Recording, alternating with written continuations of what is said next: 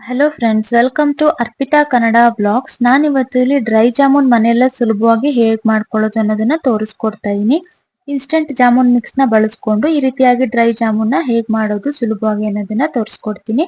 ಬನ್ನಿ ಹಾಗಾದ್ರೆ ಇವಾಗ ಡ್ರೈ ಜಾಮೂನ್ ಹೇಗ್ ಮಾಡೋದು ಅಂತ ನೋಡ್ತಾ ಹೋಗೋಣ. ಇದಕ್ಕೆ ಮೊದಲನೇದಾಗಿ ನಾವು ಸಕ್ಕರೆ ಪಾಕವನ್ನ ಮಾಡ್ಕೊಳ್ಬೇಕಾಗತ್ತೆ. ಇದಕ್ಕೋಸ್ಕರ ಇಲ್ಲಿ ನಾನು ಈ ಕಪ್ ನಲ್ಲಿ 2 ಕಪ್ ಆಗುವಷ್ಟು ಸಕ್ಕರೆಯನ್ನ ತಗೊಂಡಿದ್ದೀನಿ. 2 ಕಪ್ ಸಕ್ಕರೆಗೆ ನಾವು 1 ಕಪ್ ಆಗುವಷ್ಟು ನೀರನ್ನ ತಗೊಳ್ಬೇಕಾಗತ್ತೆ. ಇವಾಗ ಸಕ್ಕರೆ ನೀರು ಎರಡನ್ನ ಹಾಕೊಂಡು ನೆಕ್ಸ್ಟ್ ಮೀಡಿಯಂ ಫ್ಲೇಮ್ ನಲ್ಲೇ ಇಟ್ಕೊಂಡು ನಾವು ಸಕ್ಕರೆ ಪಾಕವನ್ನ ಬರಿಸ್ಕೊಳ್ಬೇಕು. ಇದು ಇವಾಗ ನಮ್ಗೆ ನೆಕ್ಸ್ಟ್ ಚೆನ್ನಾಗಿ ಕುದಿ ಬರ್ಬೇಕಾಗತ್ತೆ. ತುಂಬಾ ಗಟ್ಟಿ ಪಾಕ ಬರುವಂತ ಅವಶ್ಯಕತೆ ಏನಿಲ್ಲ. ಒಂದ್ ಎಳೆ ಪಾಕ ಅಂತ ಹೇಳ್ತಾರಲ್ಲ ಅಷ್ಟು ಬಂದು ನಮ್ಗೆ ಸಕ್ಕರೆ ಪಾಕ ಸ್ವಲ್ಪ ತಿಕ್ಕಾದ್ರೆ ಸಾಕು. ಇವಾಗ ನೋಡ್ತಾ ಇದೀರಲ್ಲ, ಚೆನ್ನಾಗಿ ಕುದಿ ಬಂದಿದೆ ಇದು. ನೆಕ್ಸ್ಟ್ ಇವಾಗ ನಾನು ಇಷ್ಟಾದ್ರೆ ಸಾಕಾಗತ್ತೆ, ನೋಡ್ತಾ ಇದೀರಲ್ಲ. ಇವಾಗ ನೆಕ್ಸ್ಟ್ ಇದಕ್ಕೆ ನಾನು ಏಲಕ್ಕಿ ಪುಡಿಯನ್ನ ಸೇರಿಸ್ಕೊಳ್ತಾ ಇದೀನಿ. 1/4 ಟೇಬಲ್ ಸ್ಪೂನ್ ಆಗುವಷ್ಟು ಏಲಕ್ಕಿ ಪುಡಿಯನ್ನ ಸೇರಿಸ್ಕೊಳ್ತಾ ಇದ್ದೀನಿ. ಹಾಗೇನೆ 2 ಡ್ರಾಪ್ ಆಗುವಷ್ಟು ನಿಂಬೆ ಹಣ್ಣಿನ ರಸವನ್ನ ಸೇರಿಸ್ಕೊಳ್ತಾ ಇದ್ದೀನಿ. ನಾವು ನಿಂಬೆ ಹಣ್ಣಿನ ರಸವನ್ನ ಸಕ್ಕರೆ ಪಾಕಕ್ಕೆ ಹಾಕೊಳ್ಳೋದ್ರಿಂದ ಸಕ್ಕರೆ ಪಾಕ ನಮ್ಗೆ ಗಟ್ಟಿ ಆಗೋದಿಲ್ಲ. ಇವಾಗ ಇದನ್ನ ಹಾಕೊಂಡು ಒಂದ್ಸಲ ಈ ರೀತಿ ಮಿಕ್ಸ್ ಮಾಡ್ಕೊಳ್ತಾ ಇದ್ದೀನಿ. ಇವಾಗ ನೆಕ್ಸ್ಟ್ ಸ್ಟವ್ ನ ಆಫ್ ಮಾಡ್ಕೊಂಡು ಸಕ್ಕರೆ ಪಾಕವನ್ನ ಪಕ್ಕಕ್ಕೆ ಎತ್ತಿಡ್ಕೊಳ್ಳೋಣ. ನೆಕ್ಸ್ಟ್ ಇವಾಗ ನಾವು ಹಿಟ್ಟನ್ನ ರೆಡಿ ಮಾಡ್ಕೊಳ್ಬೇಕಾಗತ್ತೆ. ಇಲ್ಲಿ ನಾನು MTR ಗುಲಾಬ್ ಜಾಮೂನ್ ಮಿಕ್ಸ್ ಅನ್ನ ಯೂಸ್ ಮಾಡ್ತಾ ಇದ್ದೀನಿ. ಇವಾಗ ನೆಕ್ಸ್ಟ್ ನಾನು ಹಿಟ್ಟನ್ನ ಈ ಬೌಲ್ಗೆ ಹಾಕೊಳ್ತಾ ಇದ್ದೀನಿ.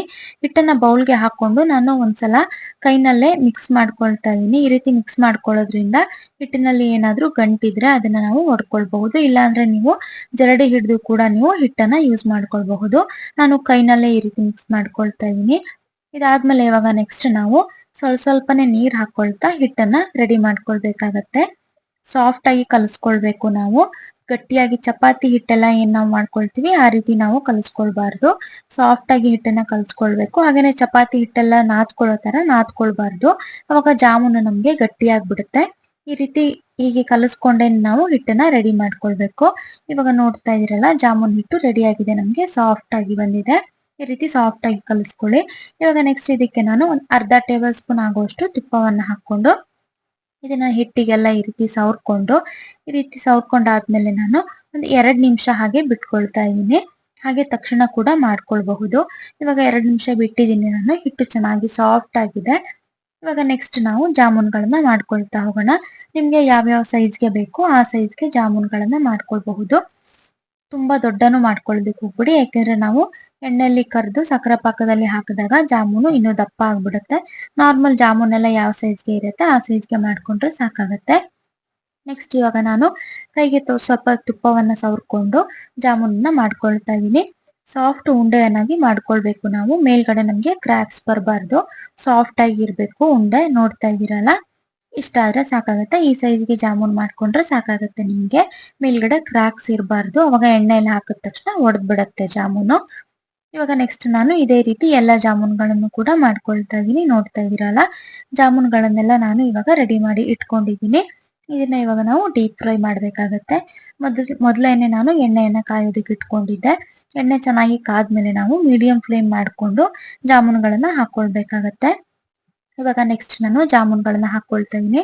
ಹೈ ಫ್ಲೇಮ್ ಇಟ್ಕೊಳ್ಳೋದಕ್ಕೆ ಹೋಗ್ಬಿಟ್ಟು ಒಳಗಡೆ ಬೇಯೋದಿಲ್ಲ, ಹೊರಗಡೆ ಬೇಗ ಕಪ್ಪಾಗ್ಬಿಡತ್ತೆ ನಮ್ಗೆ. ಮೀಡಿಯಂ ಫ್ಲೇಮ್ ನಲ್ಲೇ ಇಟ್ಕೊಂಡು ಈ ರೀತಿ ನಿಧಾನವಾಗಿ ಆಡಿಸ್ಕೊಳ್ಬೇಕು. ಚೆನ್ನಾಗಿ ಇವಾಗ ಬೇಯಬೇಕು ಜಾಮೂನ್. ನಮ್ಗೆ ಯಾವ ಕಲರ್ ಬೇಕು ಆ ಕಲರ್ಗೆ ಮಾಡ್ಕೊಳ್ಳಿ. ಈ ರೀತಿ ನೋಡ್ತಾ ಇದ್ರಲ್ಲ, ಇಷ್ಟು ಕಲರ್ ಬಂದ್ರೆ ಸಾಕಾಗತ್ತೆ ಜಾಮೂನ್ ನಮ್ಗೆ. ಇವಾಗ ಚೆನ್ನಾಗಿ ಬೆಂದಿದೆ. ಇದನ್ನೆಲ್ಲ ನಾನು ಬೇರೆ ಒಂದು ಪ್ಲೇಟ್ಗೆ ಶಿಫ್ಟ್ ಮಾಡ್ಕೊಳ್ತಾ ಇದೀನಿ. ಇದೇ ರೀತಿ ಉಳಿದಿರುವಂತಹ ಜಾಮೂನ್ಗಳನ್ನ ನಾನು ರೆಡಿ ಮಾಡ್ಕೊಂಡಿದೀನಿ. ಇದನ್ನೆಲ್ಲ ಒಂದು ಪ್ಲೇಟ್ಗೆ ಹಾಕಿ ಇಟ್ಕೊಂಡಿದ್ದೆ. ಇವಾಗ ನೆಕ್ಸ್ಟ್ ಇದನ್ನ ನಾನು ಸಕ್ಕರೆ ಪಾಕಕ್ಕೆ ಸೇರಿಸ್ಕೊಳ್ತಾ ಇದೀನಿ.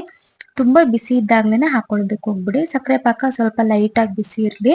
ನೆಕ್ಸ್ಟ್ ಇವಾಗ ಇದನ್ನ ಹಾಕೊಂಡು ಒಂದ್ಸಲ ಈ ರೀತಿ ಮಾಡ್ಕೊಂಡು ಇದನ್ನ ಒಂದು ಅರ್ಧ ಗಂಟೆ ಹಾಗೇನೆ ಬಿಟ್ಬಿಡ್ಬೇಕು ನೀವು. 1 ಗಂಟೆ ಕೂಡ ಬಿಟ್ಕೊಳ್ಬಹುದು. ನಾನು ಅರ್ಧ ಗಂಟೆ ಬಿಟ್ಟಿದ್ದೆ. ಸಕ್ಕರೆ ಪಾಕ ಎಲ್ಲ ಚೆನ್ನಾಗಿ ಹಿಡ್ದಿದೆ ಇವಾಗ ಜಾಮೂನ್ಗೆ. ನೆಕ್ಸ್ಟ್ ಇವಾಗ ನಾನು ಇಲ್ಲಿ ನೆಕ್ಸ್ಟ್ ತೋರಿಸ್ತಾ ಇದೀನಿ ನೋಡಿ, ಈ ರೀತಿ ಡೆಸಿಕೇಟೆಡ್ ಕೋಕೋನಟ್ ಪೌಡರ್ ನ ತಗೊಳ್ಬೇಕಾಗತ್ತೆ ಡ್ರೈ ಜಾಮೂನ್ಗೆ. ಇದು ನಿಮ್ಗೆ ಬೇಕರಿಗಳಲ್ಲಿ ಸಿಗತ್ತೆ, ಹಾಗೇನೆ ಸೂಪರ್ ಮಾರ್ಕೆಟ್ ಗಳಲ್ಲಿ ಕೂಡ ಸಿಗತ್ತೆ. ಇವಾಗ ನೆಕ್ಸ್ಟ್ ನಾನು ಜಾಮೂನ್ಗಳನ್ನ ಅದರಲ್ಲಿ ಡೆಸಿಕೇಟೆಡ್ ಕೋಕೋನಟ್ ಪೌಡರ್ ಏನಿದೆ ಅದರಲ್ಲಿ ಹೊರಳಿಸ್ತಾ ಇದೀನಿ. ನೋಡ್ತಾ ಇದೀರಾ, ಈ ರೀತಿ ಒಂದು ಜಾಮೂನ್ನ ತಗೊಂಡು ಸಕ್ಕರೆ ಪಾಕ ಇರಬಾರ್ದು ಅದರಲ್ಲಿ. ಇದನ್ನ ನೆಕ್ಸ್ಟ್ ಡೆಸಿಕೇಟೆಡ್ ಕೋಕೋನಟ್ ಪೌಡರ್ಲಿ ಈ ರೀತಿ ಒಂದ್ಸಲ ಹೊರಳಿಸಿದ್ರೆ ಸಾಕಾಗತ್ತೆ. ಜಾಮೂನ್ಗೆ ಎಲ್ಲ ಏನದು ಕೋಕೋನಟ್ ಪೌಡರ್ ಇದೆ ಅದೆಲ್ಲ ಹಿಡ್ಕೊಳ್ಬೇಕು. ಈ ರೀತಿ ನೋಡ್ತಾ ಇರಲ್ಲ, ಇಷ್ಟ ಆದ್ರೆ ಸಾಕಾಗುತ್ತೆ. ನಮ್ಗೆ ಡ್ರೈ ಜಾಮೂನ್ ಅನ್ನೋದು ರೆಡಿ ಆಗಿದೆ. ಇದೇ ರೀತಿ ಎಲ್ಲ ಜಾಮೂನ್ಗಳನ್ನು ಕೂಡ ನಾನು ರೆಡಿ ಮಾಡ್ಕೊಂಡಿದೀನಿ. ನೋಡ್ತಾ ಇದೀರಲ್ಲ, ನೋಡ್ಲಿಕ್ಕೆ ಎಷ್ಟು ಚೆನ್ನಾಗಿ ಕಾಣಿಸ್ತಾ ಇದೆ. ತಿನ್ಲಿಕ್ಕೂ ಕೂಡ ಅಷ್ಟೇ ರುಚಿಯಾಗಿರುತ್ತೆ ಡ್ರೈ ಜಾಮೂನು. ನೀವು ಮನೆಯಲ್ಲಿ ನೀವು ಕೂಡ ಟ್ರೈ ಮಾಡಿ ನೋಡಿ, ಹೇಗ್ ಬಂತು ಅಂತ ಕಮೆಂಟ್ ಮಾಡಿ ತಿಳಿಸಿ. ಹಾಗೇನೆ ವಿಡಿಯೋ ಇಷ್ಟ ಆದ್ರೆ ಒಂದು ಲೈಕ್ ಮಾಡಿ. ಹಾಗೇನೆ ನನ್ನ ಚಾನಲ್ಗೆ ಯಾರು ಇನ್ನು ಸಬ್ಸ್ಕ್ರೈಬ್ ಮಾಡ್ಕೊಂಡಿಲ್ಲ, ಈಗಲೇ ಹೋಗಿ ಪ್ಲೀಸ್ ಸಬ್ಸ್ಕ್ರೈಬ್ ಮಾಡ್ಕೊಳ್ಳಿ. ಹಾಗೇನೆ ಪಕ್ಕದಲ್ಲಿ ಕಾಣ್ತಾ ಇರುವಂತ ಬೆಲ್ ಐಕಾನ್ ಕ್ಲಿಕ್ ಮಾಡಿ. ಇದರಿಂದ ನಾನು ಮಾಡುವಂತಹ ನೆಕ್ಸ್ಟ್ ವಿಡಿಯೋ ನೋಟಿಫಿಕೇಶನ್ ನಿಮಗೆ ಬರುತ್ತೆ. Thank you.